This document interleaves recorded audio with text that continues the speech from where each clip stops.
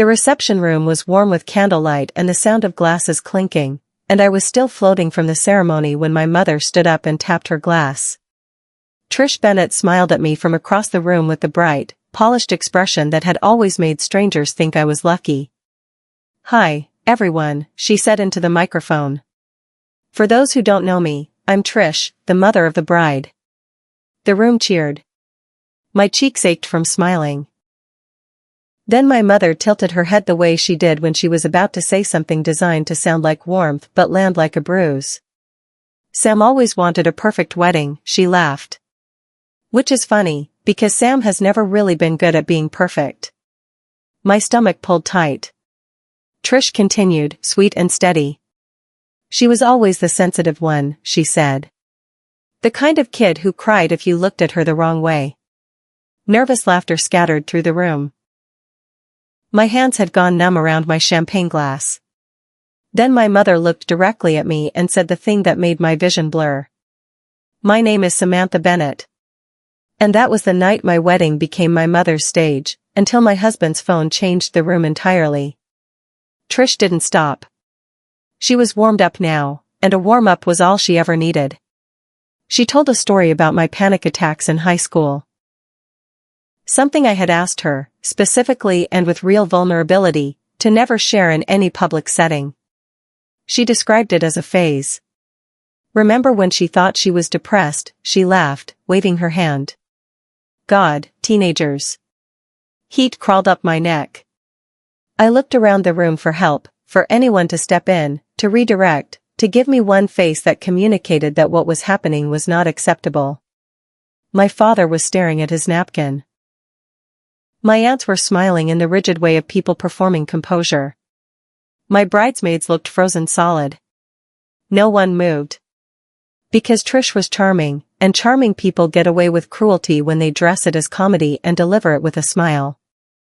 I had watched this dynamic operate my entire life, at family dinners, at birthday parties, in front of every person whose opinion mattered to me. I had never had 70 people watching while it happened at the single moment that was supposed to be the most joyful of my life and the one I could least afford to lose. I did not cry. Not because I wasn't breaking inside. Because I had spent my entire childhood learning that tears gave my mother something to feed on.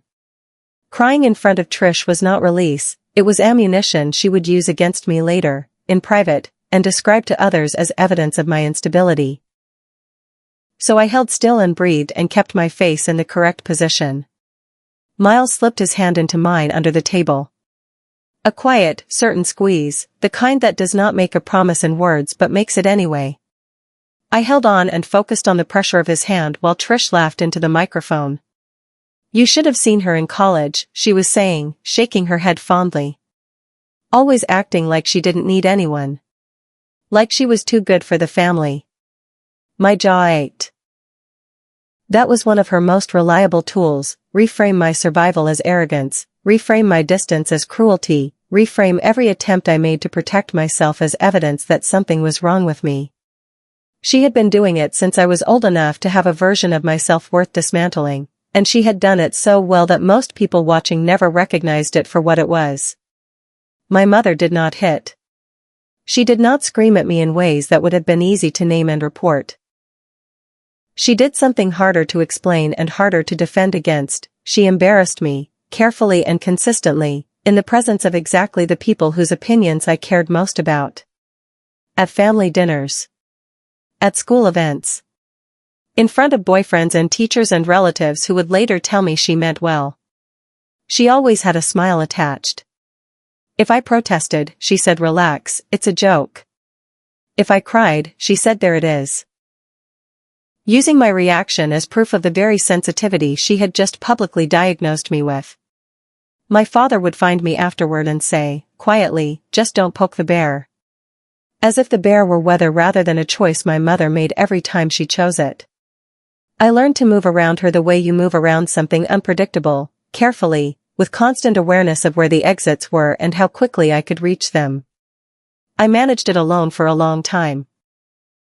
Then I met Miles, and I found out what it felt like to have someone in the room who was actually watching. Miles met my mother at a casual dinner 18 months before the wedding. He was polite, quiet, the kind of person who listens more than he talks, which made him an ideal target for her. "Oh, Miles," Trish had said, tilting her head, "you're so quiet. You must be a saint to put up with Sam's moods." He did not laugh. He set down his fork and looked at her with the same steady expression he used for everything, then looked at me, and then looked back at her and said, "What moods?" Trish blinked. She was not accustomed to being questioned with that particular quality of calm, not confrontational, not aggressive, just genuinely asking, with no performance attached. I had pressed my foot against his under the table in a panic. Miles did not change expression. In the car afterward he looked at the windshield and said, very quietly, "Your mom talks about you like she doesn't like you." I had never heard anyone say it in plain words before. It felt like a window being opened in a room where the air had been stale for a very long time, not comfortable exactly, but real. True. The beginning of something I had not known I was waiting for. At the reception, Trish's voice dropped into the register she used when she wanted to seem sincere. It was one of her most effective modes. "And Sam," she said, looking at me with the expression of someone sharing something loving, "I know you've always hated attention. You never wanted people to see your little issues." Miles' grip on my hand tightened. Trish's smile widened fractionally. "But tonight is special," she said. "So I'm going to share something." The room went quiet in the specific way rooms go quiet when people sense that the content of what is about to be said is not appropriate for the occasion and no one knows how to stop it. My throat closed. She said it. A thing I had told her in private years earlier, during a moment I had been foolish enough to believe I was safe with her. She had promised never to repeat it. She repeated it, packaged as a punchline, delivered with a smile, in front of 70 people including my new husband and everyone I had invited to witness the beginning of my life. The room produced the guilty, uncomfortable laughter of people who don't know they're participating in something cruel until they're already inside it. Most men would have stood and raised their voice. Miles stood slowly and quietly, the way he stood when he was about to do something he had already thought through. He leaned close to my ear and said, very low, "Stay seated. Breathe. I've got this." Then he walked toward the DJ booth with the unhurried ease of a person who is not performing confidence but simply has it. Trish was still talking, still working the room, still feeding on the energy, when Miles reached the DJ and bent to speak quietly into his ear. I could not hear what he said from where I was sitting. The DJ's eyebrows rose. He looked at Miles for a moment, reading something in his expression, and then nodded once. I sat with my hands flat on the table and my chest tight, watching my husband do something I had not seen anyone do in 30 years of my mother holding rooms. He did not yell. He did not make himself the spectacle or the center of the room. He stepped to the side and prepared something quiet, and in the quietness of that preparation was more actual power than any scene he could have made. Trish laughed at her own joke. The room gave her the response she needed, enough to sustain her, and she leaned closer to the microphone to continue. "You know," she was saying, "I'm still surprised she made it to the altar without the mic cut off. Not gradually.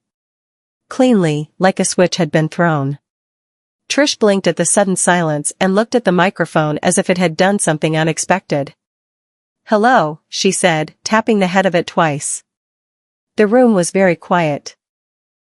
The DJ lowered the background music until the room had no noise in it except the small, ambient sounds of 70 people sitting still. Miles stepped forward from beside the booth. He did not take a microphone. He did not address the crowd in the way of someone making a speech or positioning himself for an audience. He simply held his phone up toward the speaker system and looked at Trish with an expression that was not angry. "Before we continue," he said, politely and clearly, "I think there is something everyone should hear." Trish's smile went rigid in a way that had never happened to it in public before. "What are you doing?" she said, her voice sharp at the edges. Miles did not look at her. He pressed play. Trish's voice came through the speakers. Clear and unmistakable, but wrong in a way that took the room a second to locate. This was not the wedding toast voice. It was not warm or arranged for an audience. It was the voice she used when she believed no one was listening. The recording was a voicemail she had left me 6 weeks before the wedding, during a disagreement about the guest list. "I'm going to say whatever I want at the reception," her recorded voice said. "And if you try to stop me, I'll remind everyone exactly what kind of daughter you really are." The room reacted in the way rooms react to the unexpected, a few small sounds, involuntary, around the edges. Trish had gone pale in the way that happens when blood leaves the face quickly, not gradually. My father's head came up from his napkin for the first time since the toast began, and he looked at the speaker system with an expression I had never seen him wear. Miles let the recording finish completely. He did not comment on it. He did not look at the room for its reaction. He let the words sit in the silence that followed them and be what they were. The recording continued. A different clip now. Not the voicemail, but a segment from a phone call Trish had made to my Aunt Beverly 3 days before the wedding. I had not known about this call. "I need people to laugh," Trish's voice said through the speaker. "If they laugh, she can't call me cruel. She'll just look oversensitive." The quality of the silence in the room changed. A chair scraped somewhere behind me. Someone whispered something I could not make out. Then another person made a soft sound. Not a word, just the involuntary exhale of someone receiving information that is landing somewhere load-bearing. Trish moved toward the DJ booth with sharp, directed energy. "Turn that off," she said, her tone carrying the authority she used to shut things down. Miles raised one hand, not toward her, just upright, open-palmed. "Let it finish," he said. His voice had no aggression in it at all, which was precisely what made it impossible for her to fight. She could not make him seem out of control. She could not position him as the dramatic one. The room was watching her, and she knew it, and she stopped where she was. The next clip was a different conversation, Trish's voice again, but the tone had changed. Lower, almost conspiratorial, the tone of someone sharing information they have been saving. "Also, don't forget," she said, "if Carol shows up, I want her seated away from the front. She still blames me for what happened with the money, but she has no proof." The room went completely still. Not the listening still of people following a story. The frozen still of people who have just heard something that has rearranged the shape of what they thought they were watching. Carol, a woman my mother had known for more than 20 years, someone I had grown up calling Auntie Carol, and who was sitting 3 tables from the front, I watched her face from across the room. The color left it first. Then the careful composure she had maintained through the whole recording sequence gave way to something underneath. Her hands were on the table and I could see them trembling from where I sat. She was not just hearing that my mother had discussed her privately. She was hearing the confirmation of something she had apparently carried for years without being able to name it. Carol stood. The movement was slow and deliberate. Not the action of someone making a statement for the room, but of someone who has received information they can no longer remain seated with. She took her purse from the back of her chair with fingers that weren't entirely steady. Then she looked across the reception hall toward me. Her expression was not anger, and it was not embarrassment. It was grief. The specific kind that has been held for a very long time in a very small, quiet place, and has finally been given permission to exist in a larger space.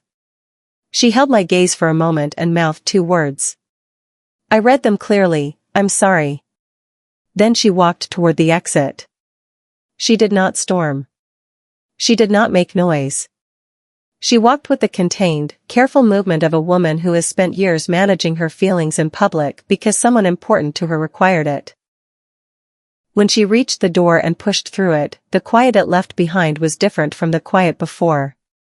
A second person stood and left. Then a third. The movement through the room had the quality of something spreading outward from a center.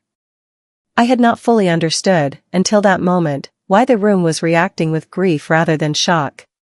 My cousin Diane leaned in from the seat beside me and said, barely audible, "She's done this to everyone, Sam." She paused, choosing the next words carefully. She collects things people tell her. Things they told her privately, things they trusted her with. And she holds them. She never uses them right away, she waits until they're useful. I sat with that for a moment. She uses them to keep people from stepping out of line, Diane continued. So that if anyone ever tried to side with you, or with anyone she was working against, she already had something to hold over them. 25 years of my life rearranged themselves in the space of about 10 seconds. My mother had not only used what she knew about me. She had built the same structure with every person in this room, relatives, old friends, people who had trusted her over years of dinners and phone calls, and she had maintained her position at the center of the family not just through charm but through a carefully constructed system of information and fear. My father stood up from his chair. He did it slowly and carefully, the way he did everything involving the possibility of confrontation, but when he was upright he looked at Trish with an expression I had no single word for. It was not the expression of a man who was surprised. It was older than surprise. You recorded these calls? He asked. His voice was very quiet. Miles shook his head. I didn't record anything, he said. She left voicemails. She sent audio messages. I started saving them 8 months ago when I saw the pattern. My father stood very still, processing this. Then he looked at Trish. 30-something years of marriage looked out of his eyes. You knew what you were doing, he said. Every time. You knew. Trish's voice went sharp in the way it did when she felt cornered. I was trying to help. I was joking, that's how I communicate, everyone knows that. The room received this without response. Because every person in it had just heard her own voice, in a private recording she had not intended to be shared, say the exact opposite. And a room that has heard the truth in someone's own words does not unhear it for the sake of their denial. Trish turned to face the room. She was fast, I had always known she was fast, faster at pivoting than anyone I had ever watched. Tears appeared almost immediately, arranged in the correct amount, and her voice shifted into the register she used for playing injured. Everyone, she said, this is a misunderstanding. My daughter has always had difficulties. She hears things the wrong way. She twists situations. I felt the exhausted, familiar contraction in my chest that came with recognizing this particular move. Make my perception the problem. Make me the unreliable narrator of my own experience. She had been using this for 30 years and it had worked for 30 years, partly because she was convincing and partly because it was easier for people around me to accept her explanation than to accept what the alternative meant about their own silence. Miles spoke without raising his voice. Tonight, in front of everyone she loves, he said, she humiliated Sam. And she has been doing this for 30 years. I'm not letting it continue. The room was completely still. Because nobody had ever said it out loud in a public place, calmly, with witnesses, and shown the receipts. Miles played one more clip. Short and clean. Trish's voice, from a call with a woman I knew as Patrice, a longtime friend of my mother's who had known me since childhood and was seated near the back of the room. If you don't back me up tonight, Trish's recorded voice said, I'll tell your husband what you confided in me. Patrice covered her mouth with both hands. Her shoulders pulled inward. She was already crying when she stood, and when she pushed her chair back she knocked it over without meaning to. Her husband reached for her arm, confused, alarmed. She shook her head at him, and in the brief, private exchange of their faces something communicated that shifted his confusion into understanding, and then into grief. They left together. A moment later, another couple near the window. Then a group of 3 from a round table at the back. The room was not dividing into camps. It was not choosing sides. It was doing something more significant than that. It was recognizing, in real time, that what had been done quietly and in private to one person had been done, in different forms and at different times, to all of them. And that they had each been carrying it alone. My legs were not reliable when I stood. My mouth had gone dry in the way it did before I had to speak in front of people. The way that had always given my mother material, the way she would tilt her head and say, "See, she gets so nervous, she's so sensitive about being seen." I stood anyway. The room turned toward me and Trish watched me with the expression of a predator who is recalculating what a wounded thing is going to do. My voice was not fully steady. But it was clear, and it was mine, and I had decided it was going to say something true. "I didn't want this," I said. The room was quiet. I wanted a wedding. I wanted a day that was just good, just mine and Miles, just full of people we love. I swallowed hard against the tightness in my throat. But I am done protecting someone who hurts people and calls it love. I'm done being the reason she doesn't have to face what she does. My mother's face sharpened instantly. "You're ungrateful," she said. I looked at her directly. With something other than managed blankness, for the first time in a very long time. "No," I said. "I'm finally honest." Trish moved toward me and took hold of my arm in the way she did when she needed to communicate urgency while maintaining the appearance of a private conversation. Her grip was hard. "Make them stop leaving," she said, her voice low and tight against my ear. "You hear me? Fix this right now." I flinched, not only because it hurt, though it did, but because it was the same pressure, the same tone, the same underlying message she had been using my entire life. The consequences of her choices were mine to manage. Miles stepped between us before I had finished flinching. He did not touch her. He simply stood where she would have to go through him to remain in my space, and he looked at her with the same steady expression he had been wearing all evening. "Don't," he said. One word. No volume.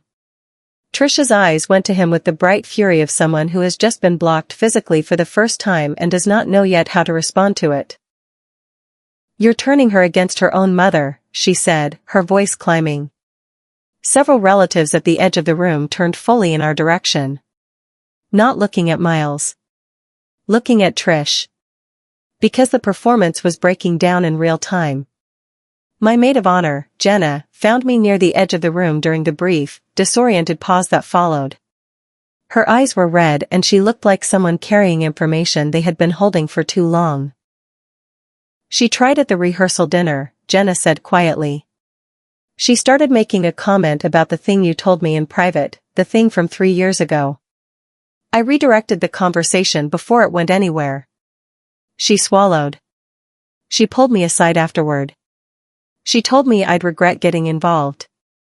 I looked at her. She said she'd handle the toast the way she wanted to and I should stay out of it. The understanding arrived in me slowly and then all at once. "She was planning it," I said. Jenna nodded. "She knew every word she was going to say before she walked into this room tonight," she said quietly. "This wasn't a toast that went wrong, Sam. It was a performance she had prepared, probably more than once. I thought about my mother standing at the mirror at home, practicing. I thought about her choosing which private things to use and in which order. And the cold clarity of that image settled into me and did not leave. My Aunt Beverly, the same aunt whose call with Trish was in the recordings, stood from her seat with the shaking energy of someone who has been maintaining a position at high pressure and has finally stopped. "You told people Sam was unstable," she said, her voice cracking on the edges. "For years, Trish. You told family members, you told friends, you told people at church that she was difficult and dramatic and not to take her side if she ever came to them with something." Trish's voice rose defensively. "I am her mother." "You used it as a license," my aunt said. Her voice was breaking and her face was wet and she didn't wipe it. "You made yourself the patient, suffering mother and you made her the problem, and you did it so thoroughly and so early that by the time she was old enough to try to tell anyone how you actually treated her, you had already decided what they would think of her." She stopped. Breathed. "And I helped you," she said. "I believed you. That's what I have to live with." The room was heavy with the particular weight of truth that has been in the air for years without a name. Trish turned to Miles. She had exhausted the other approaches and had arrived at the one she apparently believed was her strongest remaining option. "You think you're a hero?" she said. "You've known her for 2 years. You have no idea what she's actually like." Miles did not raise his voice. He looked at Trish with the same untroubled steadiness he had worn for the entire evening. The steadiness of a person who has already decided what they are doing and is not available to be redirected. "I know exactly what she's like," he said. He looked at me, and the look had in it something I had not often received, something uncomplicated, something without conditions or an agenda underneath it. "She's one of the most resilient people I've ever met," he said. "She's kind to every person around her. She has spent her entire life making herself smaller so that you could feel bigger, and I have watched her do it, and I am not going to watch it anymore." Something caught in my throat that I did not let out. Because those words had found the specific place in me that had been waiting, for a very long time, to hear exactly that. My mother's younger sister, my Aunt Nadine, had been sitting near the back of the room without speaking through all of it. She stood now, and her whole body was trembling in a way that had nothing to do with anger and everything to do with something older. "I was 12 years old," she said. Her voice was so thin it barely reached the front of the room, but the room was quiet enough to carry it. "You told the whole family something about my body, something I told you privately, because you were my older sister and I trusted you. And you laughed about it at a family dinner. You said it was just a story." She wiped her face. "I'm 51 years old. I still think about that dinner." She looked at Trish for a moment with the expression of someone who has finally opened a door they have been standing in front of for decades. "I learned to survive you," she said. "We all learned to survive you. I just didn't realize, until tonight, that surviving you was something we all had in common." Then she walked out. And the room was not a wedding reception anymore. It was a reckoning. Trish had been running out of options since the third recording played, and now she had none left except the one she kept as a last resort, the complete removal of the performance. "Fine," she said. Loudly. The word hit the far walls. "Maybe I did it. Maybe I had to. Do you know how hard it is to be the one who holds a family together? Do you know what would happen to all of you if I hadn't kept everything in line?" The room went completely still. Not the listening still of before. The still of 70 people absorbing a confession that was more revealing than anything on the recording. Because the content of what she had said could be argued. But the logic underneath it, the certainty that she had the right to do what she did, that the family required it, could not. My father made a sound beside me. Very soft. "My God," he said, almost to himself. He looked at her. "You think you're the glue," he said. "You've always thought you were the glue." He paused. "But you're the poison." Trish went absolutely still. Because it was the first time the person who had been silent the longest had said the necessary thing. The reception hall had gone half empty. Not with drama. People had simply looked at each other and left, one by one, in pairs, in small quiet groups, with the movement of people who have understood something they cannot ununderstand and are unwilling to perform normalcy for the sake of a party. Trish stood near the head table with her mascara wrong and the particular stillness of someone who has scanned a room for allies and found none coming. My father sat with his elbows on his knees, looking at something on the floor between his feet that only he could see. Miles came back to my side and stood close enough that his arm was against mine, and he waited without asking anything. I looked at the candles burning low on the tables. The untouched tier of the wedding cake at the far end of the room. The flowers and the arrangements that had cost more than my first month's rent. My wedding. Then I looked at my mother, still searching the room for a way to make this manageable, and I felt the complete and quiet absence of the old instinct to go to her and fix it. "Do you want to leave?" Miles said. I thought for exactly 1 second. "Yes," I said. We walked out together through the side exit. Just the two of us, side by side, not fast, not dramatic. The door opened onto a parking lot and cold October air, and I took a breath that reached the bottom of my lungs in a way that air had not reached all evening. My phone was already lighting up with messages from guests who had left. "I'm so sorry. I had no idea it was this bad. Thank you for letting us finally see it." I read a few and put the phone in my bag. I was not ready to manage anyone's feelings about the evening, including my own. That would come later, in quieter moments, when I had more room for it. Miles took my hand as we walked. "You don't owe anyone your pain tonight," he said. I thought about that. The reception had started as my mother's performance and ended as something true.